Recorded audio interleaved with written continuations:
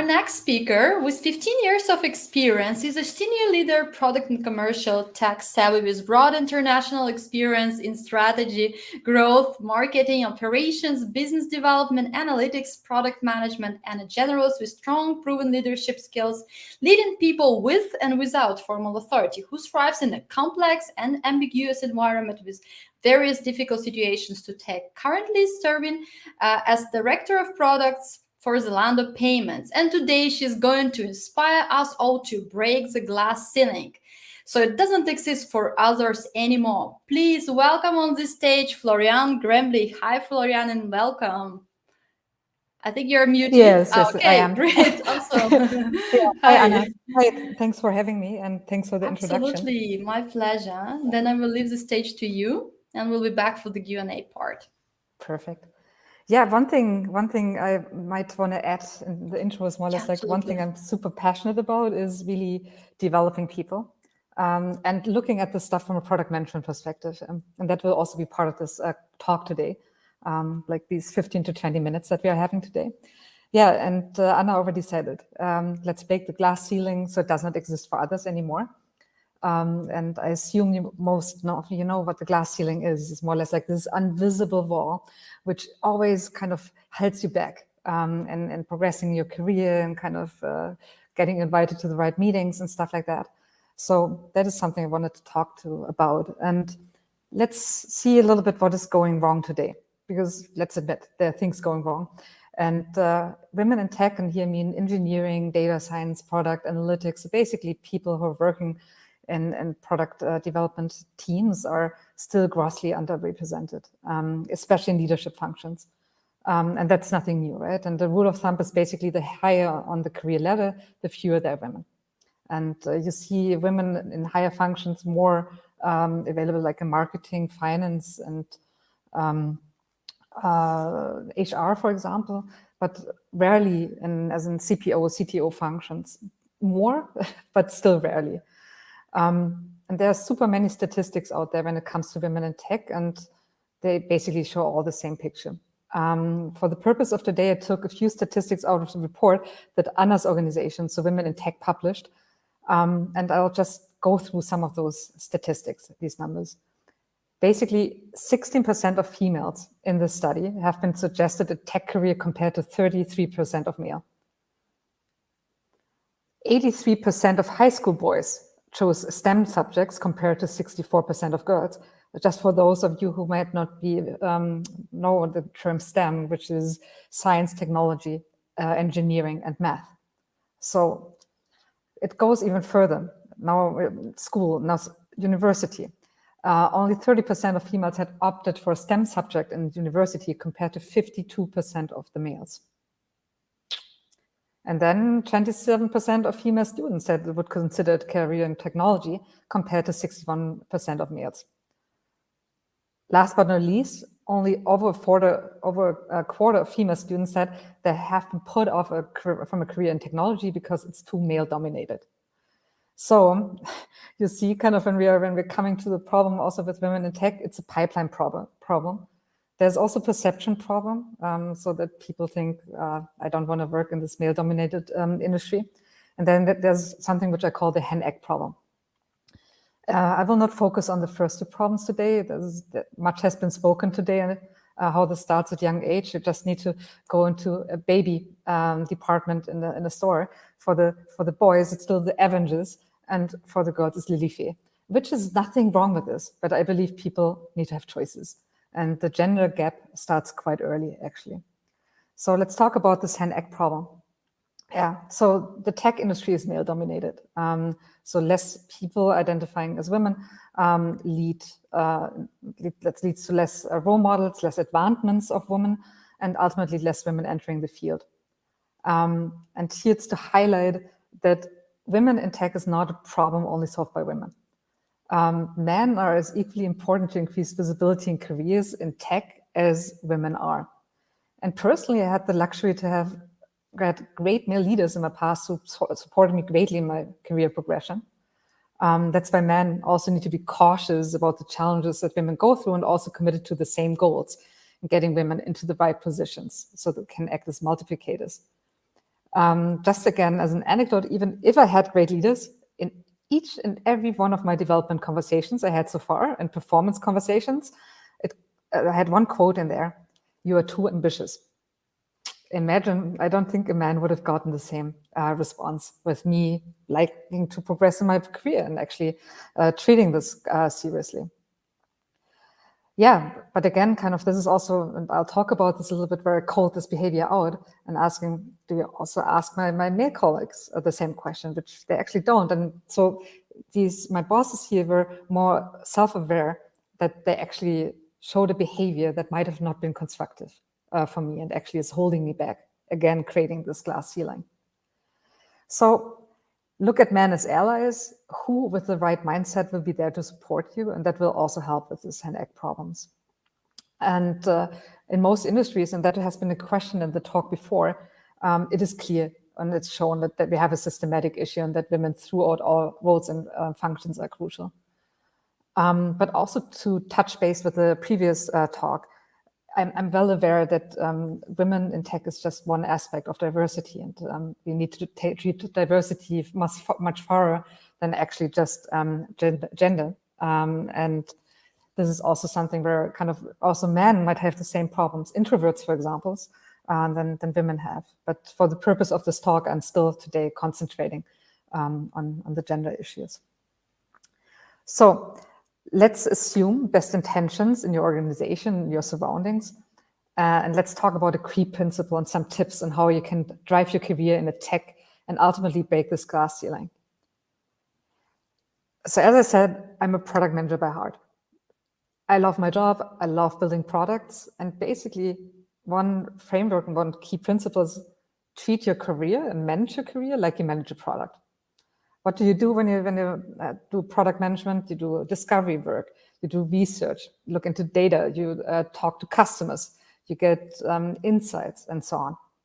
Why don't you do the same thing with your career? Do the research of yourself, be what you want, but also get feedback in by others around you.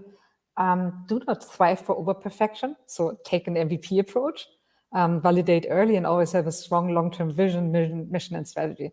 That's how you would normally manage a product. So why don't you do the same with your career? And I've seen that quite often in very gifted female PMs or engineers who were great at their job, really delivering constantly, performing super great, but just took their own career as a side product. So don't get me wrong here, I'm not saying that career is everything. There are some bad examples out there of people who just kind of do everything just to shine and be in the spotlight. That is also not what I'm trying to say here, but find a right balance.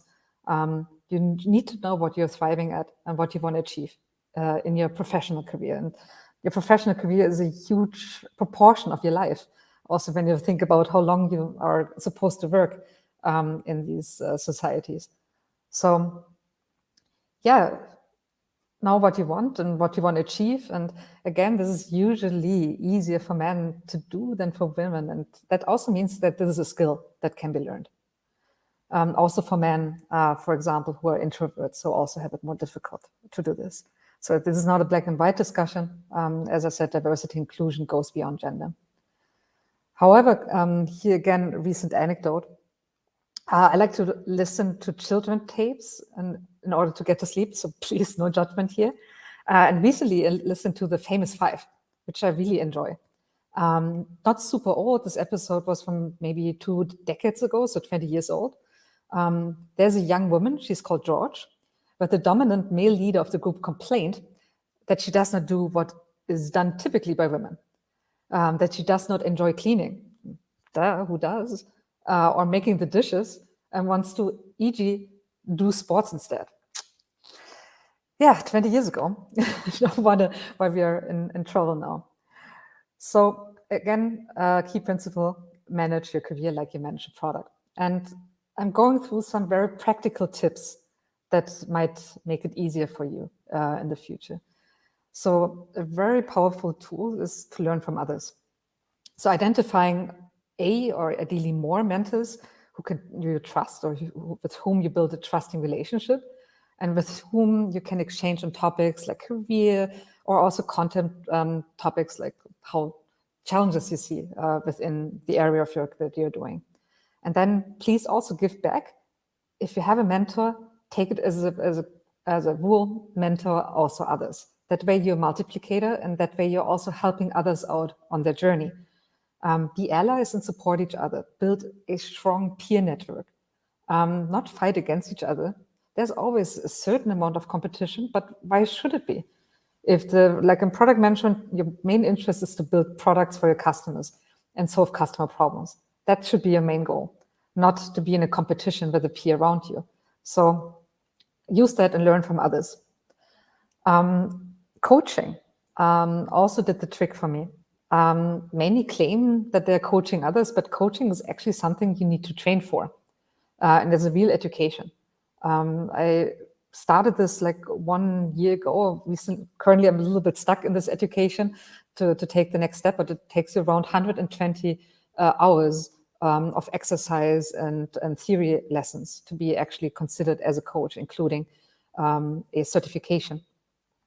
So maybe here investing into a coach who has gone through this education can help you exploring things you want to work on.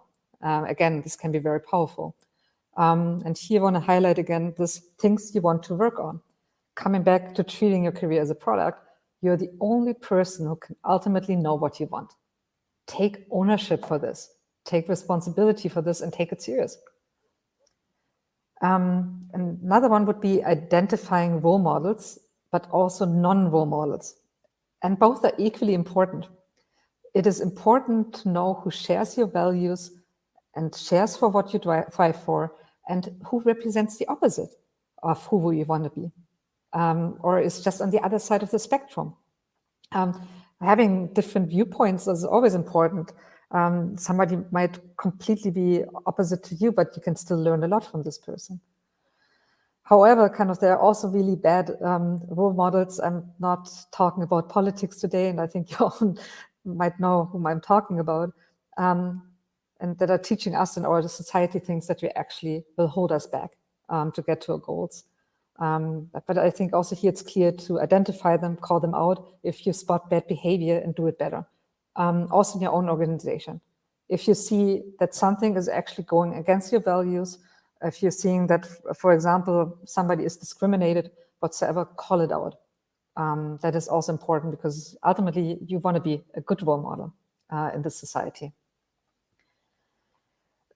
Learning by doing is another one. Like, trainings are important, but better to learn in the job. Actively ask for shadowing opportunities, for example, for more senior leaders. Getting assigned stretch goals, so things that are beyond your current grading. Same as additive responsibility or leadership programs. Also ask your lead with helping you find a mentor. We talked about mentorships. Your lead might have a bigger network than you do.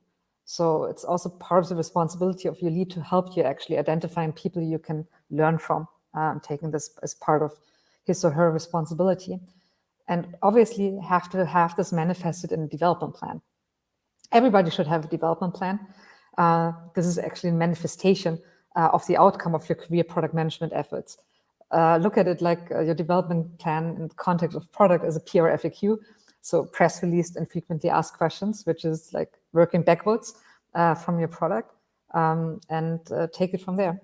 But have it written, whatever your thoughts are there. Learn to fail and be resilient. And I would love to have the world to be a perfect place, but it's actually not. There is unfair behavior. It's not always right what happens. So things take time. But it's important to learn to try, to fail, fall, stand up and try again. It's human to make mistakes, but also apply this to others around you. Others around you will also make mistakes. So be also gentle to them. Yeah, and part of this product management career, embrace feedback. You don't get feedback on your career product if you're not asking for it. So you need to be really open for this, and asking transparently for this feedback, not showing that it's not personal, but you use it rather for growth.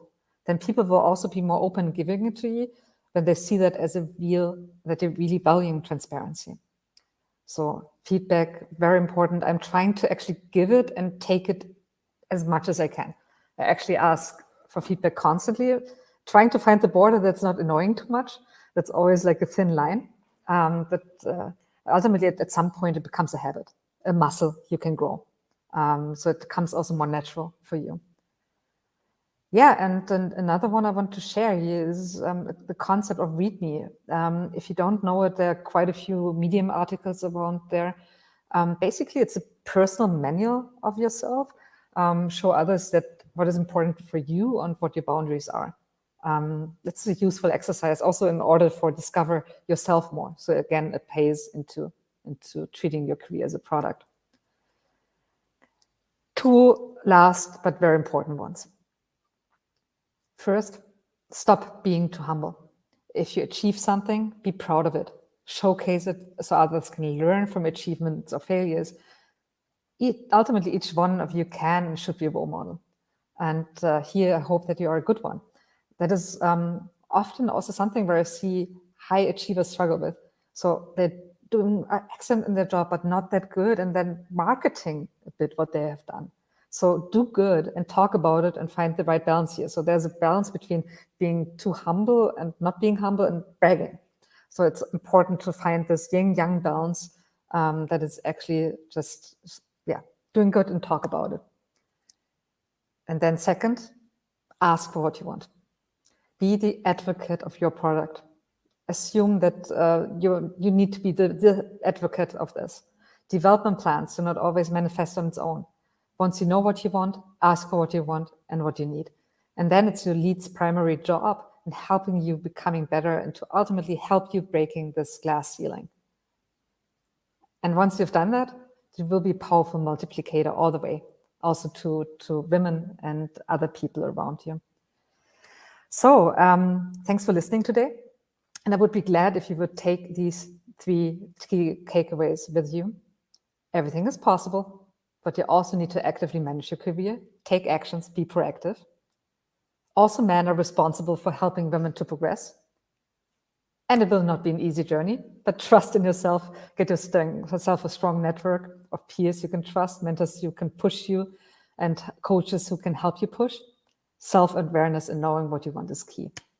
So, but looking at these talented women here today, I'm sure that you can change the world together with all of you together in no time and to break this glass ceiling all together. So thank you all. Thank you, Anna. And stopping now. Thank you, Floriane. That was truly inspiring. So many golden nuggets. I already took some notes that I liked a lot. And I think there's, in your talk, there was so much balance. You talked several times about so many points, but then you said it needs to be balanced. I really love that. You said like role models and not role models, and then being humble, but not to brag too much, but also like know your value, know your worth. And I think that so correlates with the goal of celebrating women in tech and the global awards is stop being too humble. So go out there, you did something great. So just apply, for the award that you think would fit best to the work that you're doing. Just be proud of that, where you managed to achieve, what was your journey. So that's truly important. Really, really love that. And about the feedback and learning to fail, I think this are really some important components of having a really compelling career and being a true leader and a role model. And I see so many people are thanking you. Thanks, Emil. Thanks for the insight, Floriane. Thank you. And we will take one question from the audience. We have a couple of questions, but what about this? What can we do to bring more male allies into the gender equity conversation? Yeah, first of all, to make them really also aware. Kind of like a few years ago, or 10 years ago, most men were not super aware that actually women have a problem that's actually different for them. So really bring in this awareness and bring them on the table. Like there should no be one women in tech initiative without a man or several men present. Making them accountable. It's all of our problem. We want to have diversity and inclusion. That's not just a women's problem.